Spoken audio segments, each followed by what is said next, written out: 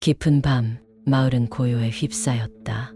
집집마다 촛불이 꺼지고 희미한 달빛만이 마을을 비추고 있었다. 어둠 속에서 몰래 집을 빠져나오는 여인이 있었다. 그녀는 아름답고 우아한 얼굴을 가진 윤이었다. 평소에 집안일을 성실히 하는 현모양처로 마을에서 평판이 좋았던 윤이었지만 요즘 그녀의 마음속에는 남모를 불안감과 설렘이 뒤섞인 복잡한 감정이 자리를 잡고 있었다. 남편 한수와의 조용하고 평화로운 생활이 점점 권태로워질 무렵 마을에 나타난 떠돌이 서생강우가 그녀의 마음을 흔들어 놓았던 것이다. 윤희는 살금살금 집을 빠져나와 마을 외곽으로 향했다. 그녀의 발걸음은 무척 조심스러웠고 들킬새라 가끔씩 뒤를 돌아보며 주변을 살폈다. 달빛이 희미하게 비치는 길 위로 그녀의 그림자가 길게 드리워졌고 이따금 바람이 불어올 때마다 서늘한 기운이 그녀의 목덜미를 스치며 소름을 돋게 했다. 그러나 윤희는 마음속에서 피어오르는 불안감을 애써 무시하며 계속 발걸음을 옮겼다. 어둠 속에서 살며시 들려오는 벌레 소리와 바람 소리가 점점 윤희의 긴장을 더했다. 한참을 걸은 끝에 윤희는 마침내 마을 외곽에 위치한 낡은 정자에 도착했다. 그 정자는 오랜 세월 사람의 손길이 닿지 않아 거의 폐허가 된 상태였고 주변은 잡초가 무성하게 자라 마치 잊힌 장소처럼 을씨년스러웠다. 정자의 기둥은 여기저기 금이 가 있었고 지붕의 기와는 군데군데 떨어져 있었다. 윤희는 그 정자가 어두운 밤하늘 아래서 어둡게 우뚝 솟아있는 모습을 보고 잠시 걸음을 멈추고 깊은 숨을 들이마셨다. 정자 주변에는 작은 나무들과 풀이 무성하게 자라서 윤희의 발소리를 삼키듯 조용했다. 윤희가 조심스레 정자 안으로 발을 들이자 이미 그곳에는 강우가 와 있었다. 그는 어둠 속에서 모습을 드러내며 천천히 윤희에게 다가왔다. 그가 들고 있는 빛바랜 부채가 어둠 속에서 희미하게 흔들리며 마치 어딘가의 미궁으로 그녀를 이끄는 듯 보였다. 윤희는 그와 눈이 마주치는 순간 가슴이 쿵쾅거리는 것을 느꼈다. 강우는 고요한 미소를 지으며 그녀를 바라보았고 그의 시선에는 윤희를 향한 깊은 연민과 미묘한 아련함이 깃들어 있었다. 윤희 씨, 이렇게 늦은 시간에 찾아와 줘서 고맙소. 강우가 나직한 목소리로 말을 건넸다. 그의 목소리는 깊고 차분했으며 윤희의 마음속의 은밀한 감정을 자극했다. 윤희는 답을 하려 했지만 그의 눈빛과 부드러운 미소에 그저 수줍은 듯 고개를 숙일 수밖에 없었다. 늦은 밤이라 사람들이 볼까 걱정이 되었지만 마음을 이길 수가 없었어요. 윤희가 조심스럽게 말하자 강우는 고개를 끄덕이며 이해하는 듯한 표정을 지었다. 그들은 말없이 서로를 바라보며 한참 동안 서 있었다. 정적이 흐르는 가운데 윤희는 자신의 가슴이 설레임과 두려움으로 뛰는 것을 느꼈고 강우는 손을 뻗어 그녀의 손을 잡았다. 그의 손은 따뜻했고 그녀를 위로하듯 부드럽게 감싸 안았다. 그 순간 윤희는 강우의 손에서 이상하게도 편안함과 동시에 오싹함이 함께 느껴졌다. 마치 그의 손이 현실과 꿈의 경계를 허물며 그녀를 이끌고 가려는 듯했다. 이렇게 우리 둘이 함께 있을 수 있는 밤이 매일 이어졌으면 좋겠소. 강우가 속삭이듯 말했다. 윤희는 그의 말을 듣고 마음속 깊은 곳에서부터 알 수 없는 두려움이 피어오르는 것을 느꼈다. 하지만 그 두려움은 동시에 그녀를 더 깊이 빠져들게 만들었다. 그러나 그때였다. 갑자기 윤희는 기이한 소리를 들었다. 멀리서 마치 누군가가 무언가를 끌어내는 듯한 둔탁한 소리가 들려왔다. 윤희는 움찔하며 소리가 나는 쪽을 바라보았다. 강우는 부드러운 미소를 지으며 그녀의 손을 꼭 잡았다. 무서워하지 마시오. 이 시간에는 모든 것이 조금씩 다르게 들리기 마련이오. 그의 말에 윤희는 잠시 안심했지만 그녀의 불안감은 쉽게 가라앉지 않았다. 잠시 후 강우는 윤희의 손을 이끌며 정자 안쪽으로 더 깊이 들어갔다. 그는 윤희에게 더 가까이 다가와 은밀한 속삭임으로 말했다. 윤희 씨, 당신이 나를 찾아온 이 밤이 영원히 기억될 거요. 이 순간을 두고두고 잊지 않도록. 그의 목소리는 점점 낮아졌고 윤희는 그의 얼굴을 마주 본 채 숨을 죽였다. 그러나 그 순간 그녀의 눈에는 강우의 얼굴이 어딘가 불길하게 비치는 듯 보였다. 그의 눈빛은 차갑고 웃고 있는 입가에 어딘가 섬뜩한 기운이 감돌았다.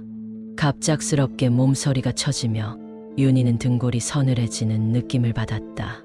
그녀는 자신도 모르게 강우의 손을 놓고 뒤로 한 걸음 물러났다. 강우님, 무슨 일이신가요? 그녀는 떨리는 목소리로 물었다. 그러나 강우는 아무 대답 없이 미소만을 지으며 그녀를 바라보았다. 그의 미소는 점점 더 기묘해져 가고 윤희는 그 순간 이상하게도 그의 얼굴이 낯설게 느껴졌다. 그의 눈빛은 그녀에게 무언가를 강요하는 듯한 압박감을 주었다. 윤희는 도망치고 싶은 마음이 들었지만 그의 차가운 시선이 자신을 붙잡고 있는 것 같아 움직일 수 없었다. 그저 공포에 질린 눈으로 그를 바라보며 서 있었다. 그녀는 이 만남이 단순한 설렘과 모험이 아닌 어떤 알 수 없는 위험에 빠져든 것임을 깨닫게 되었다. 윤희는 그날 밤 집으로 돌아온 이후로도 한동안 마음이 진정되지 않았다. 강우와의 만남은 설렘을 주었지만 동시에 그와 헤어질 때 느꼈던 이상한 불안감이 그녀의 마음을 계속 괴롭혔다. 그녀는 자꾸만 강우의 마지막 표정이 떠올라 잠을 제대로 이룰 수가 없었다. 그의 눈빛은 뭔가 설명할 수 없는 차가움과 알 수 없는 기운을 품고 있었다.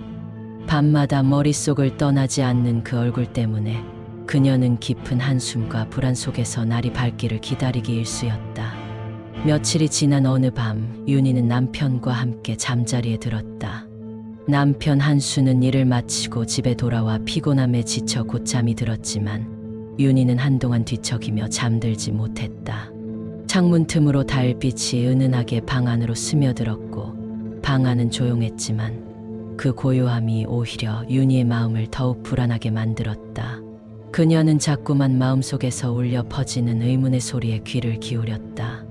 마치 누군가 그녀를 부르고 있는 것 같은 느낌이 들었고 그 소리가 마음속 깊은 곳에서 서서히 번져나오고 있는 것 같았다.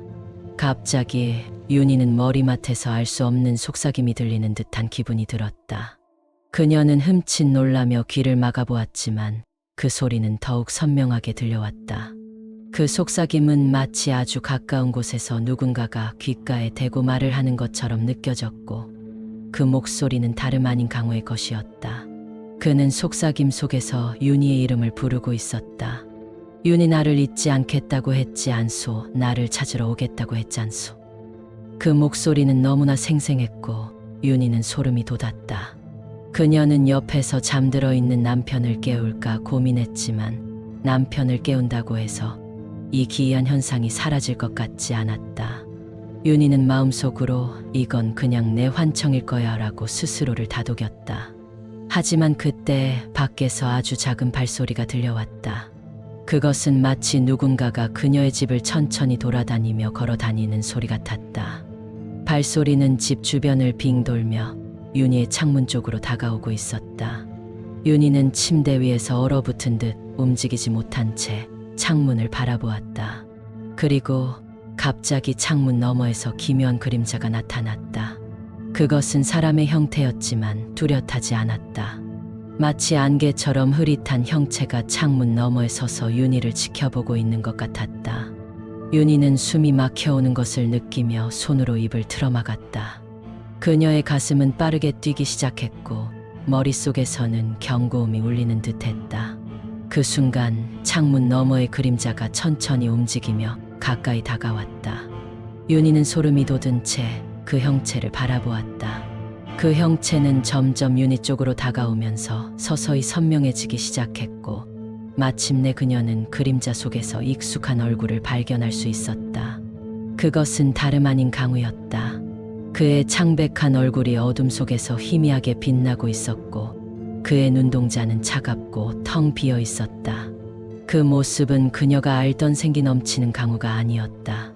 그의 눈은 마치 죽은 사람의 눈처럼 어두운 기운으로 가득 차 있었고 윤희를 바라보며 아주 작은 미소를 짓고 있었다. 윤희, 내가 여기 있어. 나를 잊으려 했단 말이오? 그의 목소리가 차가운 공기를 타고 그녀의 귀에 닿았다. 윤희는 머리가 핑 돌고 온몸이 떨리기 시작했다.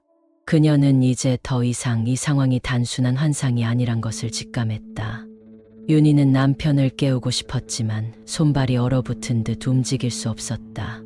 공포에 질린 눈으로 창문 너머를 바라보던 윤희는 강우가 서서히 사라지며 그의 미소만이 마지막까지 남아있는 것을 보았다.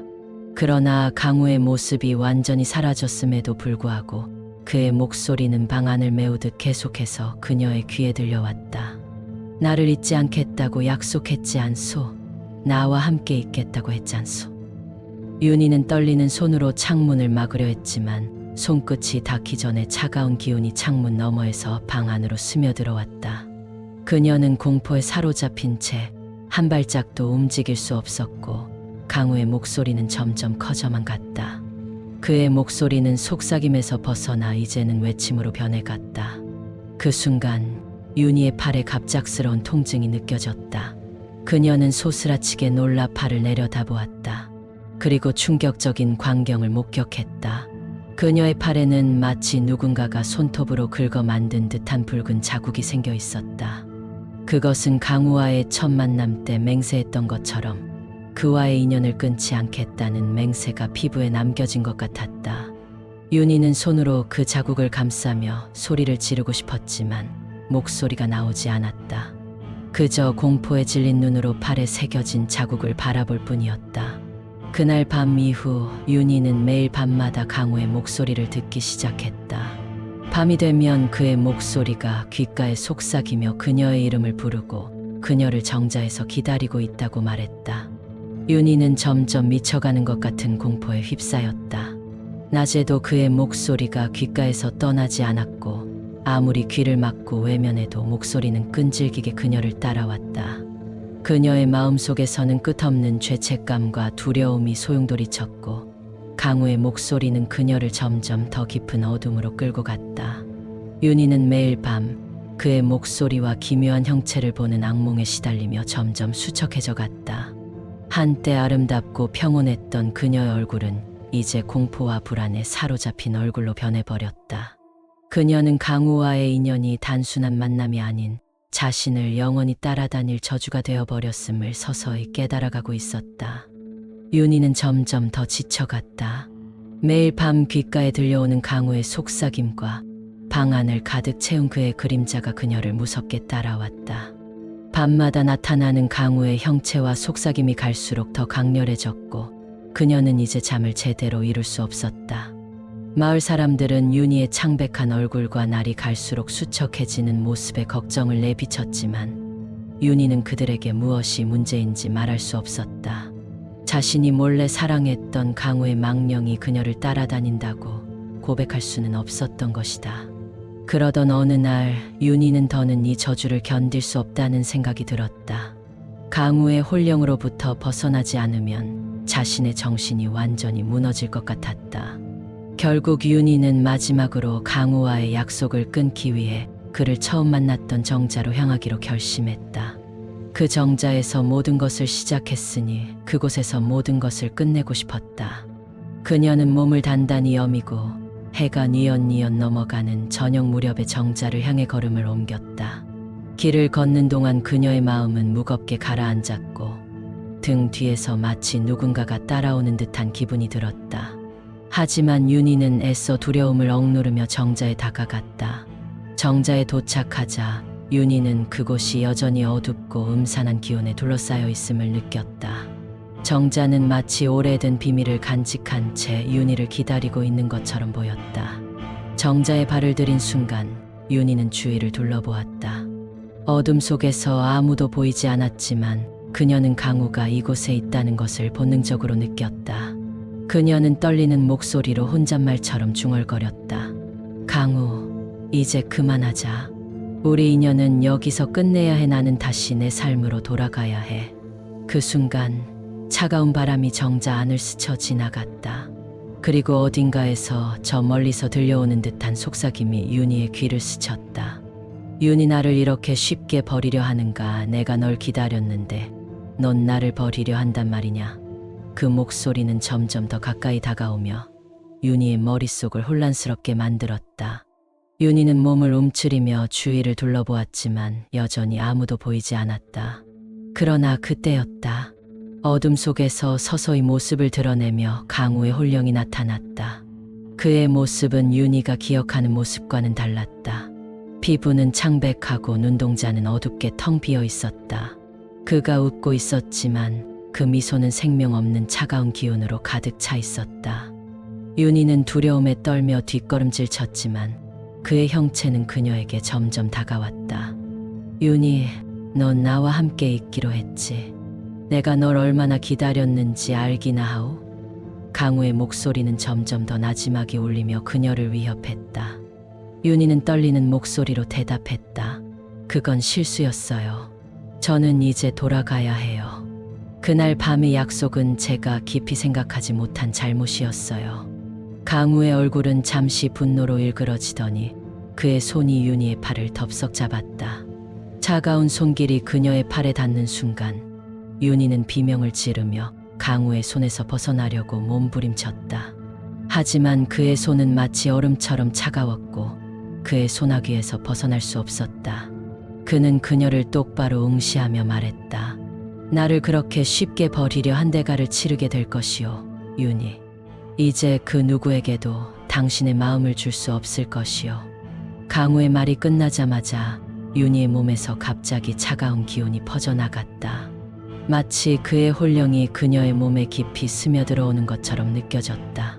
그녀는 숨이 막혀오며 발버둥 쳤지만 그 차가운 기운이 점점 그녀의 가슴속까지 파고들었다. 그 순간 윤희는 자신의 몸이 마비되는 듯한 고통을 느꼈고 그녀의 입술에서 이상한 속삭임이 흘러나왔다. 그 순간 정자 밖에서 마을 사람들이 윤희의 비명 소리를 들었다. 사람들은 깜짝 놀라 정자를 향해 뛰어왔다. 마을 사람들은 어둠 속에서 윤희가 혼자서 무릎을 꿇고 울부짖는 모습을 목격했다. 그녀는 마치 누군가에게 속삭이듯 공포에 질린 눈으로 허공을 바라보고 있었고 그 모습은 마치 홀령에 사로잡힌 사람처럼 보였다. 사람들은 윤희가 미쳐버린 게 아닌가 싶어 두려워하며 다가가지 못했다.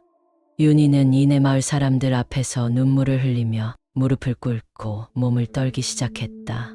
그녀의 입에서는 강우 제발 이제 그만 나를 놔줘라는 말이 무의식적으로 흘러나왔다.